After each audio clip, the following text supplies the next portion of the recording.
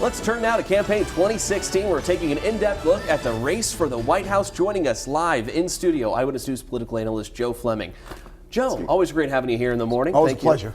Okay, everybody knows what we're here to talk about right now. Donald Trump, he can't stay out of the headlines right now.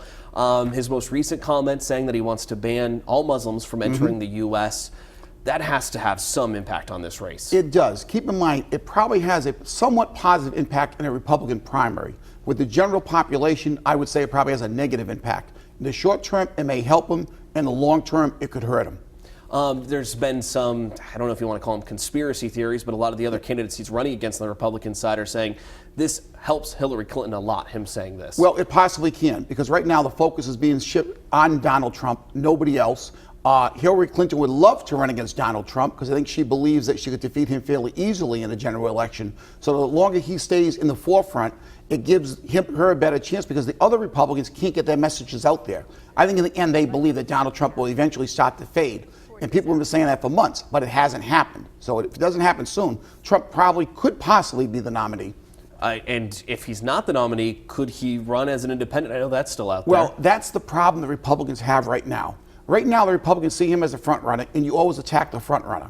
The Republican candidates, all 13 or 14, want to attack Trump. But if they attack him too hard to bring him down, he must say, forget the Republicans. I'm going to run as independent. If he does that, then the Republican nominee cannot win, and Hillary Clinton will be the president. So they're sort of in a catch-22. They want to bring him down, but they want to bring him down nicely. They're hoping that as time goes on and the Republican field dwindles down to 3 or 4 people, Trump's numbers will not grow. They'll stay around the 30-35%, and in turn he'll come down. For example, in Iowa, Ted Cruz is now in some of the polls ahead of him in Iowa. So they're sort of hoping that these things will bring Trump down.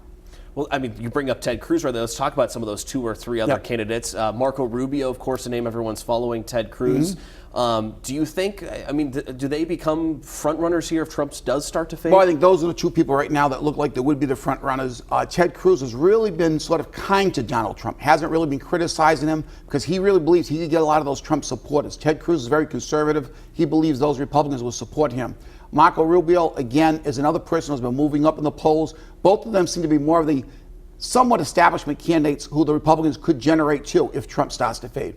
And Ben Carson, he's really not in the picture anymore. No, as soon as the campaign turned to security of the country, terrorism, Ben Carson started to fade.